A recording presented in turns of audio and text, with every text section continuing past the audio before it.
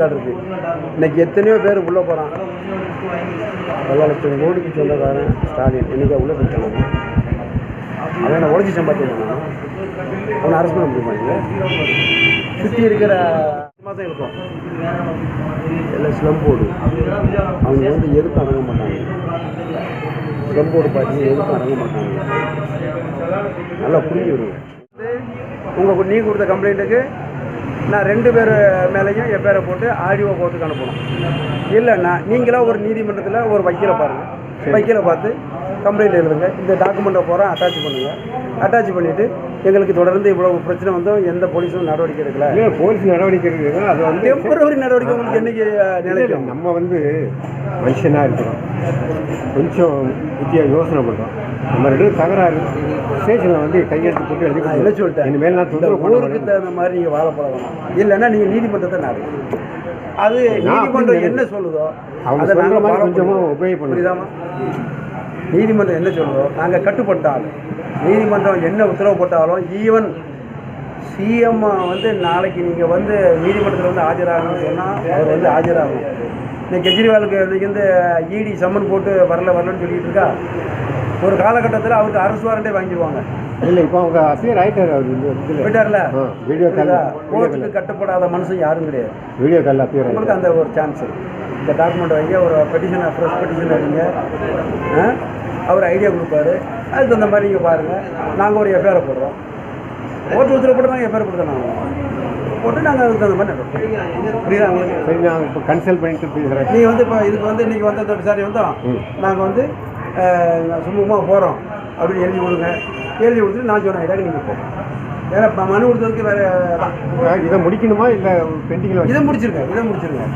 இதை முடிச்சுட்டு நான் சொன்ன வக்கீல் ஐடியாவுக்கு போகணும். அது உங்களுக்கு உண்மையான நீதி கேள்வி கொண்டு வாங்க. உன்னால முடியலை. வீடியோவை வச்சுருக்கேன். நான் சத்தம் போட்டு 19 பேர் 19 தடவையாக நீங்கள் இருக்கிறவங்க எல்லாம் அவங்க செட்டப் அவங்க கூட சேர்ந்துட்டு இல்லைம்மா. நீங்கள் என்ன சொல்கிறேன்னா இனிமேல் அவர் இந்த மாதிரி உங்கள் வீட்டு வாசல் முன்னே நாய்க்கு சோறு போட மாட்டார். ஏற்கனவே பண்ண மாட்டார் போய் அதான் அப்படின்னு நான் சொல்கிறேன். பழைய கமிஷன் ஆஃபீஸ் கொடுக்குறப்பவே அங்கேயே அப்படி தான் சொல்லி தான் பக்கத்தில் இருக்கிறவங்களாச்சே நீங்கள் இதுக்கு மேலே பண்ணாதுங்க அப்படின்னு சொல்லி தான் விட்டாங்க. சரி, அப்போ நான் ஒரு 107 போடுறேன். 107 போட்டு 2 பேரும் ஆர்டிஓ கோர்ட்டு போங்க. ஆர்டிஓ கோர்ட்டில் 2 பேரும் போய் ஒரு 6 மாதம் இங்கே டெய்லி போய் அலைவாங்க. ஆர்டிஓ கோர்ட்டில் போய் இவங்க 2 பேருக்கும் இந்த பிரச்சனை தீர்க்க முடியாத பிரச்சனையாக இருக்குது. எத்தனை தடவை சமாதானப்படுத்தினாலும் முடியலை. அதனால் சரி ஒரு ஆர்டிஓக்கு ஒரு ரிப்போர்ட்டை போட்டு என்ன 19 தடவை கம்ப்ளைண்ட், இன்றைக்கி 20வது தடவை கம்ப்ளைண்ட்டு. அதனால நம்ம சார் ஒரு நிமிஷம் சார். இவ்வளோனா அவங்க பேசிட்டாங்க. நான் பேசுறது இவங்களுக்கும் என்ன கான்ஃபிளிக்ட்ன்றது ஃபஸ்ட்டு தெரிஞ்சுக்கோங்க. இல்லை சார் டைம் ஆஃப் பேசுகிற கேஸ் தெரிஞ்சுக்கோங்க. இவங்களுக்கும் எதிர்க்க வீட்டில் கர்நாடகாவும் ஆகாது. அவங்களுடைய பிரச்சனை இவங்க வீட்டு பக்கத்து வீட்டில் தியாகராஜன் ஆகாது. அதுக்காக நான் அவங்ககிட்ட பேசாமல் இருக்கணும். ஒரு 50 ஆண்டு காலமாக நாங்கள் அந்த ஊரில் பிறந்து வந்தோம். 5 தலைமுறை இருக்கும். அவங்ககிட்ட பேச முடியுமா? அவங்ககிட்ட பேசுறதால என்ன கோர்த்து ஒரு ஸ்பெகுலேட் பண்ணி அவங்க இன்னும் ஒரு கேஸ், அதாவது நாங்கள் 3 கேஸ் செஞ்சு உங்களை காலி பண்ணணும்னு சொல்லிட்டு அந்த தெருவில் விசாரிச்சு இது மாதிரி கமிஷனர் எல்லாமே சார் இதெல்லாம் ரொம்ப சில்லியா இருக்கு. சின்ன பசங்க எல்கேஜி பசங்க இவன் அடிச்சிட்டான் அவன் கீழ்தான் அந்த மாதிரி கிடையாது. அதனால எனக்கு இதெல்லாம் விருப்பம் கிடையாது சார். அவங்க என்ன 1008 வாட்டி கம்ப்ளைண்ட் கொடுத்தோம். 1008 வாட்டி கூப்பிடுங்க, நான் வரேன். ஏமாவது தப்பு இருந்தால் நீங்கள் ஆக்ஷன் எடுத்துருப்போம். என்ன பண்ணலாமா? எனக்கு நம்ம வீட்டு பக்கத்தில் டிஸ்டர்பன்ஸ் இருக்கக்கூடாது. இப்போ நானேண்ணா போலீஸ் மாதிரி பேச போகிறது இல்லையா? நான் 19வது விசாரணை அதிகாரி இல்லையா? இது வரைக்கும் உங்கள் பிரச்சனை சால்வ் ஆகும். இனிமேலாவது கொஞ்சம் அட்ஜஸ்ட் பண்ணி வாழ பாருங்க.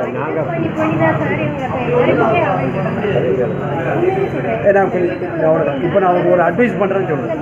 ஏன்னா பேச முடியாது. நீ போலீஸை பேசணும். நீங்கள் பேசுனீங்க நான் ஒரு 10 மாதம் இருக்கும். எல்லாம் ஸ்லம் போர்டு அவங்க வந்து எதுக்கும் அடங்க மாட்டாங்க. ஸ்லம் போர்டு பார்த்தீங்கன்னா எதுக்கும் அடங்க மாட்டாங்க. நல்லா புரிஞ்சு விடுங்க. உங்களை தெரிஞ்சு வச்சுருக்கலாம். உங்களை தெரிஞ்சு வந்து கையில் கொண்டு கொடுத்துருக்காங்க. ஆப்தி ரெக்கார்டு ஆன்டி ரெக்கார்டு இருக்குது. இன்றைக்கி எத்தனையோ பேர் உள்ளே போகிறான். பல லட்சம் கோடிக்கு சொந்தக்காரன் ஸ்டாலின் இன்றைக்கி உள்ளே போயிட்டாங்க. அவனை உழைச்சி சம்பாத்தியம் பண்ணான். அவனை அரெஸ்ட் பண்ண முடியுமா? இல்லை, சுற்றி இருக்கிற அன்னக்காவடி தான் அரெஸ்ட் பண்ண முடியும். அவனை அரெஸ்ட் பண்ண முடியுமா? அவன் வந்து தவறான வழியில் சம்பாத்தியம் பண்ணுறது உங்களால் அரெஸ்ட் பண்ணுங்கன்றதான் இல்லை. இல்லை அது சொல்லலை. பிரச்சனை பண்ணாமல் இருந்தால் சரி. உலகத்தை புரிஞ்சுக்கிடுங்க. முதல்ல இந்த ஊரை புரிஞ்சுக்கிடுங்க. ஊரையும் உலகத்தையும் புரிஞ்சுக்கிடுங்க. புரிஞ்சுக்கிட்டு அதுக்கு தகுந்த மாதிரி வாழ பழகுங்க. அது நம்ம போலீஸில் ஒரு கம்ப்ளைண்ட்டை கொடுத்துட்டுறதால 19 தடவை கொடுத்து உங்களுக்கு எதாவது காரியம் நடந்துச்சா? எந்த என்ன மட்டும் பார்த்தீங்கன்னா இதுக்கு மேலே உள்ள அதிகாரி பார்த்தீங்களா? அவங்க ஏதாவது உங்களுக்கு வந்து செஞ்சாங்களா?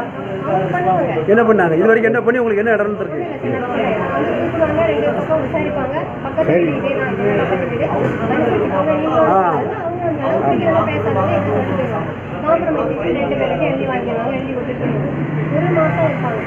ஆமாம்,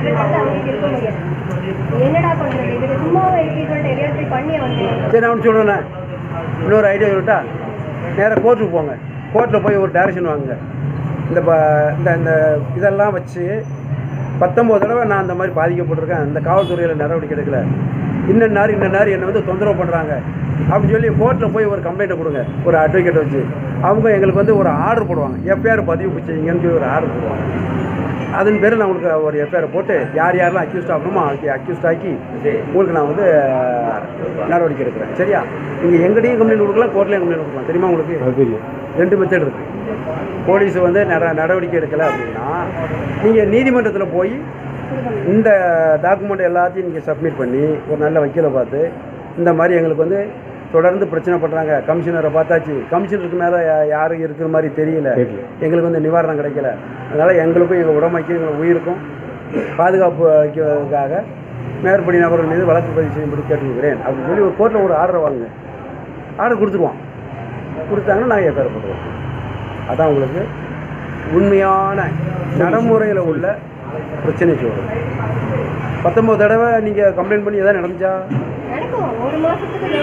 அதுதான் சொல்லுது. அது டெம்பரரி சொல்யூஷன். உங்களுக்கு டெம்பரரி சொல்யூஷனா முக்கியம், பெர்மனண்ட் சொல்யூஷன் தான் முக்கியம். போடுங்க. சரியா? வாங்க. நான் வந்து வெளிப்படையான பேச்சுக்காரன். உங்களுக்கு ஒரு ஐடியா கொடுத்துட்டேன். நீங்கள் சட்டத்தை என்ன வந்து நீதிமன்றத்தை வந்து அப்ரோச் பண்ணுங்கள்.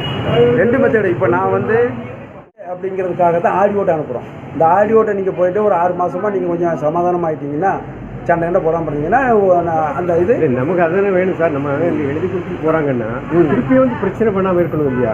ஆமாம். சரி, நான் உங்கள் வீட்டுக்கு நமக்கு தகராறு சரி, அந்த பக்கத்தில் வந்து நம்ம போக வேண்டாம். நாங்கள் இப்போ அவங்க வீட்டு பக்கத்துலலாம் போகிறதில்லை, அந்த பக்கத்தில் யாருக்கு வீட்டுக்கு போகிறதில்லை, யார்ட்டையும் பேசுறதில்லை.